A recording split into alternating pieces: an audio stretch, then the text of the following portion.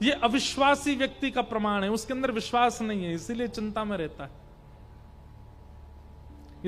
ये सब एक दूसरे के प्रमाण हैं। अगर किसी में ये लक्षण दिखता है तो समझो उसके अंदर ये दोष है, ये लक्षण दिखता है तो ये दोष है। पर हमको दोष देखने नहीं है। ये दोष दृष्टि मत रखना, यहां पे आके सब में दोष ही देखने लग जाओ। घर में जाओ, घर के बेटा बेचारा 2 रोटी से 3 रोटी मांग ले, तो महाराज जी आज कह रहे थे कथा में 3 रोटी खाता है तू इतना खाता है, सोता रहता है दिन भर, आलस्य का प्रमाण है। बहुत क्रोध करते हो, सब पता है मुझे। बोले क्यों? महाराज जी कह रहे थे जिसके अंदर काम होता है वही क्रोध करता है। ऐसा मत करना भैया, आपके घर में कलेश नहीं करवाने हमको। ये तो हम एक बात बता रहे हैं ताकि खुद में देखो, दूसरों में नहीं। महाराष्ट्र में संत हुए श्री विनोबा भावे। विनोबा भावे से कहा, महाराज जी से पूछा गया, भक्त और राक्षस एक एक शब्द में बताइए। भक्त की परिभाषा एक शब्द में और राक्षस की परिभाषा एक शब्द में। इतना सुंदर उत्तर दिया उन्होंने। वे कहते हैं जो खुद में दोष देख करके सब में गुण देखे वो भक्त, और जो सब में दोष देख करके खुद में गुण देखे वो राक्षस। कितना अच्छा उत्तर। बोले जो मर्यादा पुरुषोत्तम, अति सुकुमार, अति कोमल, अति सुंदर राम में भी दोष देख ले वो रावण है। और जो बालकों के हत्यारे अश्वत्थामा में भी गुण देख ले वो द्रौपदी भक्त है।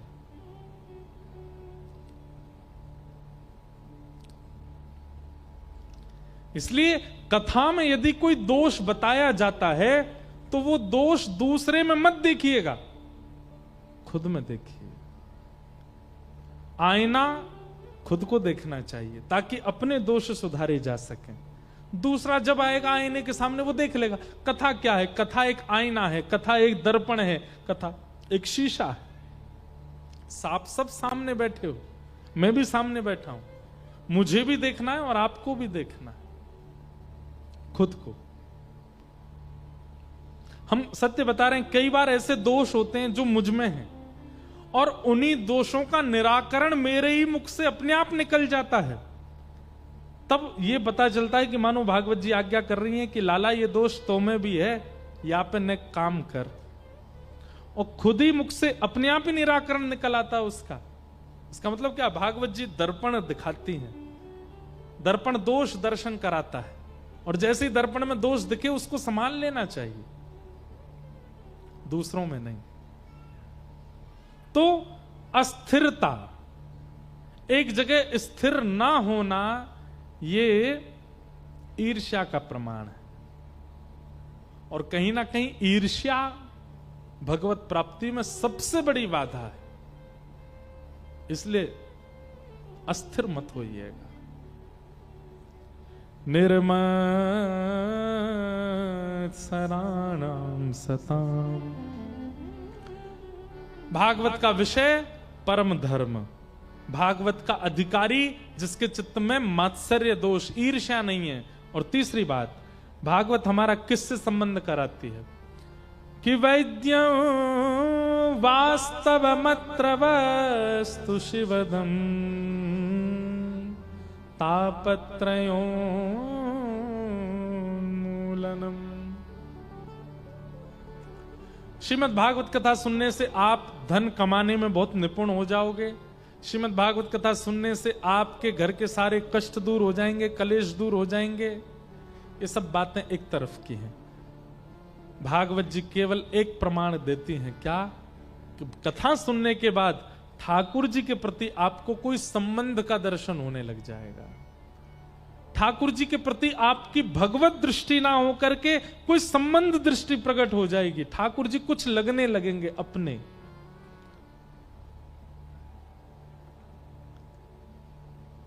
तुम ही तो मेरे माता पिता हो, तुम ही तो मेरे बंधु सखा हो, तुम ही तो मेरे माता पिता हो, तुम ही तो मेरे बंधु सखा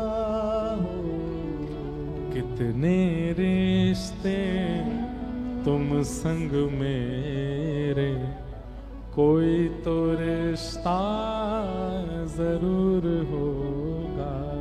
कितने रिश्ते तुम संग मेरे, कोई तो रिश्ता जरूर होगा।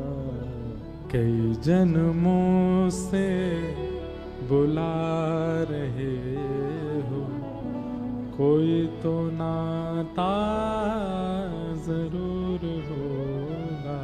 कई जन्मों से बुला रहे हैं, कोई तो नाता जरूर होगा। तुम ही तो मेरी आत्मा हो, तुम ही तो मेरे परमात्मा हो। तुम ही तो मेरी आत्मा हो, तुम ही तो मेरे परमात्मा। कितना सुंदर शब्द है। मुझ ही में रह कर मुझी से पर्दा, मुझ में रह कर मुझी से पर्दा, पर्दा हटाना जरूर होगा। पर्दा हटाना जरूर होगा। मुझ ही में रह के और मुझी से पर्दा, पर्दा हटाना जरूर होगा। कई जन्मों से बुला रहे हो, कोई तो नाता जरूर होगा। कई जन्मों से बुला रहे हैं, कोई तो नाता जरूर। एक प्रकार से एक बात कह दूं तो श्रीमद् भागवत जी का उद्देश्य इस भजन में लिखा है। पहली बात, तुम ही तो मेरे माता पिता हो, तुम ही मेरे बंधु सखा हो, कितने नाते तुम संग जोड़े, कोई तो नाता होगा। नाता क्या है ठाकुर जी से, ये जो स्पष्ट करे वो भागवत की कथा। दूसरी बात, तुम ही तो मेरी आत्मा हो, तुम ही मेरे परमात्मा हो। हमारे भीतर ही ठाकुर जी बैठे हैं पर हमें दिखते नहीं हैं। वो पर्दा यदि हट जाए, ये भागवत का उद्देश्य। चित्त में बैठे परमात्मा दिख जाएं। और फिर तीसरा उद्देश्य भागवत जी का क्या है? कभी बुलाते हो वृंदावन में, कभी बुलाते हो मधुवन में, कभी बुलाते हो वृंदावन में, कभी बुलाते हो। बहुत सुंदर पंक्ति है, सब एक स्वर में गाओ। कभी बुलाते हो वृंदावन में, कभी बुलाते हो मधुबन में, कभी बुलाते हो वृंदावन में, कभी बुलाते हो मधुबन में। अपने घर तो रोज बुलाते, मेरे घर भी आना जरूर होगा। अपने घर तो रोज बुलाते, मेरे घर आना जरूर होगा। अपने घर तो रोज बुलाते, मेरे घर आना जरूर होगा। अपने घर तो रोज बुलाते, मेरे घर आना जरूर। तीसरा उद्देश्य भागवत जी का यही है। वृंदावन जाते हैं, पंढरपुर जाते हैं, जगन्नाथपुरी जाते हैं, द्वारिका जाते हैं, नाथ द्वार जाते हैं, बद्रीनाथ जाते हैं। कब तक जाएं हम? आधे से ज्यादा जीवन निकल गया तीर्थ जाते जाते, अब ठाकुर जी से हट करके बैठे, आप आइए हमारे यहाँ, अब हम नहीं आएंगे आपके यहाँ। और ठाकुर जी को घर बुलाने की सामर्थ केवल भागवत जी में, ये सामर्थ आपको प्रदान करने की सामर्थ केवल भागवत जी में। कई जन्मों से बुला रहे हो, कोई तो नाता जरूर होगा। कई जन्मों से बुला रहे हैं, कोई तो नाता जरूर होगा। आंखों में बस गई तस्वीर तेरी, दिल बन गया है जागीर तेरी। आँखों में बस गई तस्वीर तेरी, दिल बन गया है जागीर तेरी। और दास की विनती आपके आगे, दास की विनती आपके आगे, दर्शन देना जरूर होगा, दर्शन देना जरूर होगा। कई जन्मों से बुला रहे हो, कोई तो नाता जरूर होगा।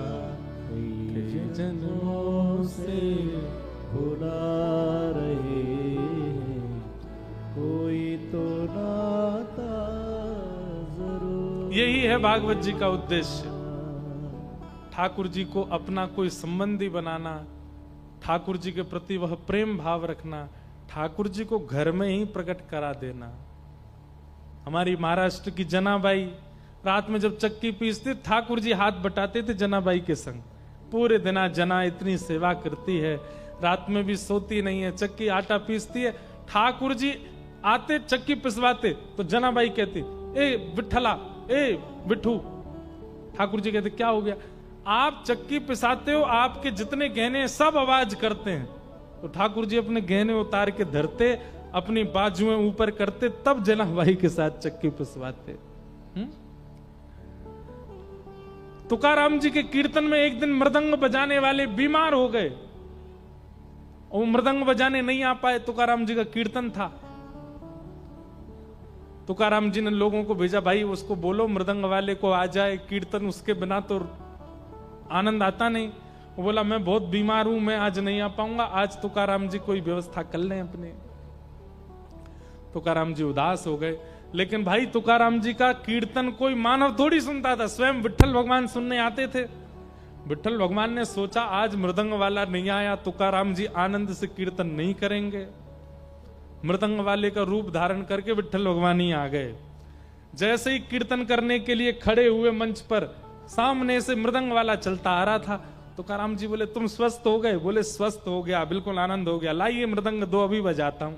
तुकाराम जी गाने लगे, क्या मृदंग बजाई महाराज, ऐसी गजर हुई उस दिन कीर्तन में, सब नृत्य करने लगे, सब आनंदित हो गए, ऐसी गरज हुई उस दिन। मृदंग पधरा करके सब लोग प्रणाम करते, तुकाराम जी को उसने प्रणाम किया। अंतर ध्यान हो गया थोड़ी देर में। सब लोग बोले वो कहां गया, मिला नहीं। बोले इतनी जल्दी घर चला गया, बिन बताए चला गया, उसको बोलो प्रसाद पाके जाए, कीर्तन का प्रसाद। उसके घर गए दौड़े दौड़े, जाकर के देखा तो वो तो बिस्तर पे ही पड़ा था, बाल बिखरे पड़े थे, सिर पर गरम गरम ठंडी ठंडी पट्टी रखी थी, बुखार चढ़ा था। लोगों ने जाके कही, अरे तू आज अभी कीर्तन में बजा के आया, फिर से बुखार चढ़ आया? बोले मैं तो गया ही नहीं कहीं, मैं तो यहीं बैठा हूं सुबह से, मुझे तो आज बुखार उतर ही नहीं रहा है, मैं कैसे जाऊंगा कीर्तन, मैं तो मना किया था मैं नहीं आऊंगा। लोगों ने जाकर के कहा, बोले वो तो मना कर रहा है कि वो आया नहीं कीर्तन में। तुकाराम जी के नेत्र सजल हो गए, बोले मुझे पता है कौन आया था, आज साक्षात मुझे लग ही रहा था कि आज जब मृदंग बजती है तो मृदंग में नाम प्रकट क्यों हो रहा है, क्योंकि आज ताल कोई मृदंगी नहीं, स्वयं श्री विट्ठल बजा रहे थे, विट्ठल आनंदित कर रहे थे।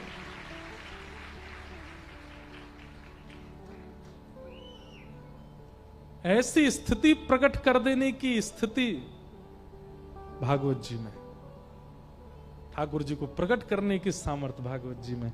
वैद्यम वास्तव मत्र वस्तु शिवदम, ठाकुर जी से संबंध कराती हैं भागवत जी। तापत्रयोन्मूलनम, अंतिम बात, 3 प्रकार के ताप होते हैं, आदि दैविक, आदि भौतिक, आध्यात्मिक। ताप मतलब पीड़ा, और इन समस्त प्रकार की पीड़ाओं का जो उन्मूलन कर देती हैं वो श्रीमद् भागवत है। हमारे चित्त में जितने ताप हैं, इनकी पीड़ा हमको कब होती है? जब संसार हमारे अंदर व्याप्त है। जैसे सिर दर्द हो गया, अब सिर दर्द होते ही परेशान होने लगे, बैठ गए, सो गए, कभी कुछ सिर दर्द हो रहा है, क्या करें, हमसे कुछ हो नहीं रहा। इस प्रकार की स्थिति संसारी की बनती है। पर वैष्णव के सिर में दर्द होता है ना, वो फिर भी प्रसन्न रहता है, वो फिर भी कथा सुनाता है, फिर भी कथा सुनता है, फिर भी ठाकुर जी का दर्शन करता है, सेवा करता है। उसके पेट में पीड़ा हो, उसको संसारी कोई पीड़ा हो, वो ठाकुर जी के भाव को त्याग नहीं करता। मुझे तो एक एक करके इतने भक्तों के याद आ जाती है कि मन करता है सुनाता ही रहूं। गौरोबा काका, महाराष्ट्र के संत भक्त हुए गौरोबा काका, मट्टी अपने पैरों से करते थे, जैसे मारते हैं ना, ऐसे अपने पैरों से मारते थे। एक दिन उनकी पत्नी गई जल भरने के लिए, छोटे से बालक को छोड़ गई, घुटमुन चलता था बालक, और गौरोबा काका से कह गई, सुनो इसका ध्यान रखना। अब चलते चलते चलते मिट्टी कर रहे थे, और करते करते करते नाम की ऐसी धुन चढ़ी उनको, बालक चलता चलता पैर के नीचे आ गया, लेकिन उनको सुध नहीं रहे और बालक के प्राण चले गए। पत्नी ने आकर के धक्का दे दिया, बोले तुम क्या कर रहे हो, तुम ऐसा क्या कीर्तन, ऐसा क्या विट्ठल का नाम कि अपने बालक के प्राण ले लिए। अब पढ़े लिखों को ये सब बातें थोड़ी अटपटी लग सकती है, ये कैसा भाव है, ये कैसा विचार है। गौरव काका बोले मुझसे अपराध हुआ, मैं उसका दंड भोगने को तैयार हूं, पर नाम जब प्रकट हो गया था तो तुमको नाम पर विश्वास करना चाहिए था। ठाकुर जी सब मंगल कर देते, लेकिन तुमने नाम अधूरा छुड़वा दिया, तुमने मेरा नाम यहीं रुकवा दिया। मैं प्रतिज्ञा लेता हूं आज के बाद तुम्हारा स्पर्श नहीं करूंगा। कथा तो बहुत बड़ी है। फिर एक दिन गलती से स्पर्श अपनी पत्नी का हो गया, तो गौरव काका ने जब देखा कि निद्रा में मेरा स्पर्श हो गया पत्नी से, अपने हाथों को लेकर के गए और जाकर के महाराज दोनों हाथों को कटवा दिया कि जो हरि विमुख का स्पर्श करें, ऐसे हाथों को लेके मुझे क्या करना, बिना हाथ के रहने लगे। लेकिन जीवन में उनको कभी ग्लानि नहीं हुई कि मेरे हाथ नहीं है, मैंने अपने हाथ कटवा दिए। बिना हाथ के बड़े प्रसन्न रहते थे, बोले जो हरि का नहीं है उसको रख करके क्या करना। पर आप एक दिन कीर्तन में गए और कीर्तन में ऐसा धुन चल रही थी, सब ताली बजा बजा के नृत्य कर रहे थे, तब गौरवा काका के मन में पहली बार आया कि आज तक मेरे हाथ नहीं है, इसकी मुझे ग्लानि नहीं हुई, लेकिन आज मुझे लग रहा है कि अगर मेरे हाथ होते तो मैं भी ताली बजा के नृत्य करता, मेरे हाथ ही नहीं है। उन्होंने ऐसा चिंतन किया मात्र था कि मेरे हाथ होते तो मैं भी ताली बजाता। कीर्तन चलते चलते चलते गौरवा काके दोनों हाथ प्रकट हो गए और ताली करताल बजा करके नृत्य करने लगे। अब ये ताप है, ये पीड़ा है। संसार का व्यक्ति पीड़ा में विचलित हो जाता है, उसके अनुकूल भोजन ना बने विचलित हो जाएगा, उसके अनुकूल बिस्तर ना हो सो नहीं पाएगा, उसके अनुकूल जीवन साथी ना हो छोड़ देगा, उसके अनुकूल स्थान ना हो चला जाएगा।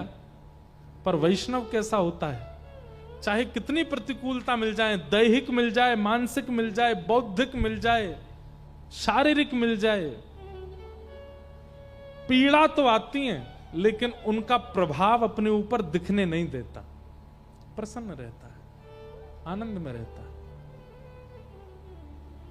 इन 3 प्रकारों के तापों का जो उपशमन करता है वो श्रीमद् भागवत। पीड़ा तो आएगी जीवन में, लेकिन वो पीड़ा आपके ऊपर प्रभाव नहीं डाल पाएगी। ये भागवत जी का प्रयोजन है, तापत्रयोन्मूलनम। ऐसी श्रीमद् भागवत की मंगलमयी कथा हम आप सब लोग श्रवण कर रहे हैं। द्वितीय दिवस था आज कथा का, कल तृतीय और परसों तो फिर ठाकुर जी का मंगल जन्मोत्सव कथा में होगा। खूब आनंद से हम लोग करेंगे। हम जहां भी कथा करते हैं प्रयास करते हैं कि कथा के विश्राम में वृंदावन के 7 निधियों को प्रणाम करें। हमारे वृंदावन के सप्त निधि हैं। आपके पंढरपुर में श्री पंडरीनाथ विराजते हैं, ऐसे वृंदावन के हमारे 7 हैं। गोविंद देव, गोपीनाथ, मदन मोहन, राधा रमण, राधा वल्लभ और श्री जुगल किशोर और बांके बिहारी। तो इन 7 निधियों को प्रणाम करते हैं। आप सब लोग करताल बजाते हुए गाते हुए 7 को मेरे साथ प्रणाम करना। श्यामा हृदय कमल सो प्रगट्यो,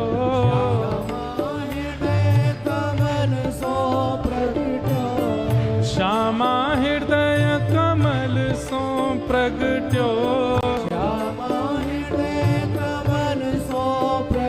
और श्याम हृदय कुभार। वृंदावन मेरो वृंदावन, मेरो वृंदावन, हे श्री वृंदावन प्यारो वृंदावन, प्यारो वृंदावन। श्यामा हृदय कमल सो प्रगट्यो,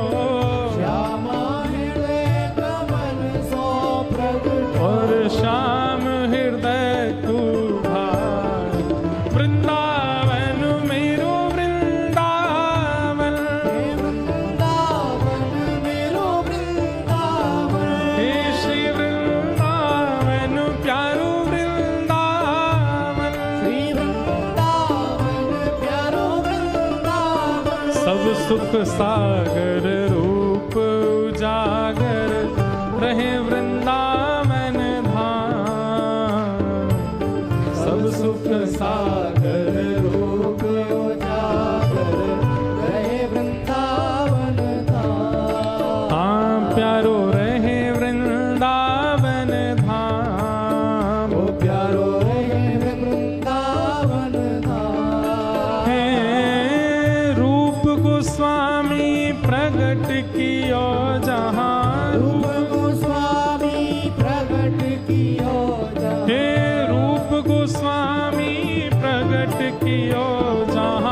रूप गोस्वामी प्रगट कियो, राधा गोविंद रूप निधान।